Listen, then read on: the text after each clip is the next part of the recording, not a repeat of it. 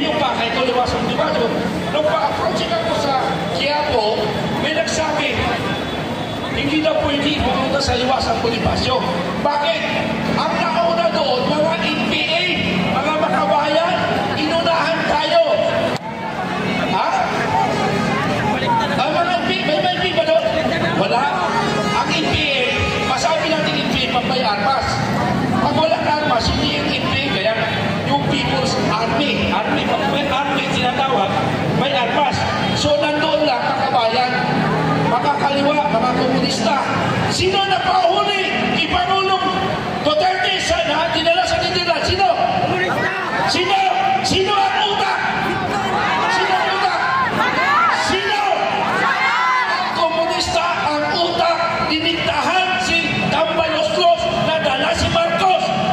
Kailan saan nagtagal si Juma Sison? Saan nagtagal? Saan nagtagal si Juma Sison?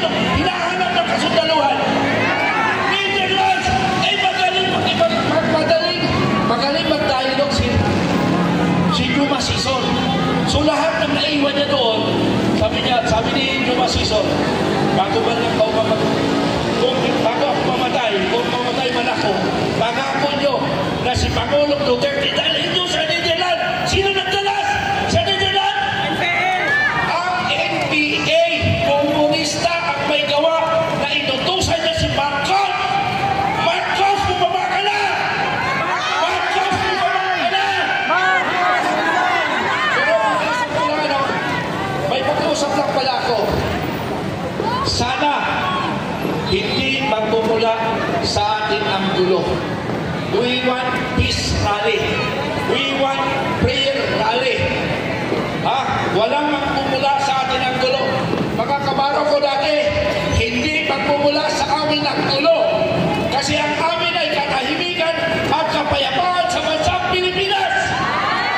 Okay, hindi magmumula. Gobyerno, yung intelligence ninyo, ang mananagot. Kung may magyaring gulo sa amin dito, dapat kami ang bantayan ninyo. Kasi kami ang gobyerno. Dapat bantayan nyo kami. Intelligence. Pag may nangyaring gulo dito, kayo ang mananagot. Dahil kami ang pakay namin, ang layunin namin, katahimikan. Ang layunin namin, maging kaibigan namin ang dati mong kabaro. Okay ba, Pilipinas sila Police? Okay, tumasan ka ba? Delikado. Delikado. Okay, alam ko ang nasa isip niyo. Nababasa ko kayo. Kasi kaling rin ako dyan. Ay, kayong sumagot? Kayong sumagot, bakit ako narito? Alam nyo, sa totoo lang kagabi, isang araw pa, hindi ko alam na makakarating ako sa iwas. Kung ba, hawak kayo, ninyo lang, na matagal ko na rin dito 1980s, wala ako sa pangarap ko na magtayo dito para magsalita sa gobyerno ng gobyerno ito. Naligaw ako, alam niyo po, para sa totoo lang, para alam ng Philippine National Police at ng aking mga kabarong sundalo sa Scout Ranger, may Scout Ranger pa dyan, taas sa kamay. Ay, kamusta pala kayo? Sabi ni Captain General Supremo Dano. Ako po ang pangalawa niyang pinuno. So, ang pakay ko, pumunta na liwasang Bonifacio. Yun yung pakay ko, liwasang Bonifacio. Nung pa-approaching ako sa Quiapo, may nagsabi, hindi na pwede pumunta sa liwasang Bonifacio. Bakit? Ang nauna doon, mga NPA, mga makabayan, inunahan tayo. Ha? Ang mga NPA, may NPA ba doon? Wala. Ang NPA, masabi natin NPA pag may armas. Pag walang armas, hindi yung NPA, kaya yung People's Army. Pag may army sinatawag, may armas. So nandoon lang, makabayan, makakaliwa, mga komunista. Sino na pauhuli? Ipangulong Duterte sa dinala sa Nitilan.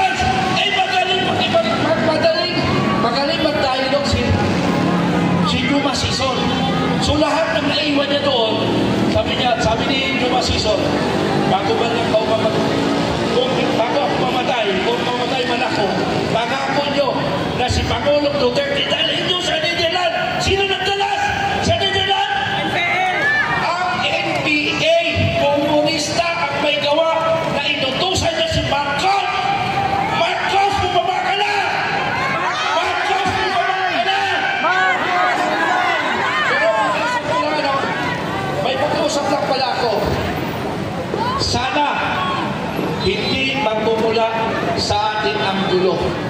We want peace rally. We want prayer rally. Walang magmumula sa atin ang gulo. Mga kabaro ko dati, hindi magmumula sa amin ang gulo. Kasi ang amin ay katahimikan at kapayapaan sa bansang Pilipinas. Okay, hindi na gulo. Gobyerno, yung intelligence ninyo, ang mananakot. Kung may mangyaring gulo sa amin dito, dapat kami ang bantayan ninyo. Kasi kami ang gobyerno. Dapat bantayan kami. Intelligence. Pag may nangyaring gulo dito, kayo ang mananakot. Dahil kami ang pakay namin, ang layunin namin, katahimikan. Ang layunin namin, maging kaibigan namin ang dati mong kabaro. Okay ba, Pilipinas sila Police? Okay, masang kamay, delikado. Delikado. Okay, alam ko ang nasa isip niyo. Nababasa ko kayo. Kasi kaling rin ako dyan. Okay, patuloy tayo. Pero pwede ba? Walang gulong mangyayari. Ano po? Pwede? Pwede! Pwede hanggang dito tayo dito? Pwede! Pwede! Pwede! Ang mundo! Magkano tayo? Ano tawag dito? Ang mundo, mag-celebrate tayo na tayo ay nagkakaisa sa selebrasyon ng ating dating Pangulo Rodrigo Roa Duterte. Pwede! Pwede! Pwede sa Lunes! Baka may salita lang tayo. May mga trabaho tayo eh. May mga trabaho tayo eh. Papayagan pa ba natin sa Lunes siya pa din ang presidente? Mananatili pa tayo rito? Sabi niyo yan hindi galing sa akin yan. So, ibig sabihin, alam niyo sa totoo lang, ang lahat ng restaurant nito ay McDonald. Sabi niya, ituloy niyo hanggang Martes. Para kumita kami. May nakausap ko na siya, sana magtagal kayo. Para kumita kami. So, kung may kagagawan dito, pag umawa po tayo ng Miyerkules, McDonald ang may kasalanan yan. Hindi tayo. Pero hindi ko lang peaceful. Peaceful. Tayo. Ang atin lang pagkakaisa para sa ating bayang Pilipinas na ating minahal. Na hindi minahal ng ating Pangulong Marcos. Ano?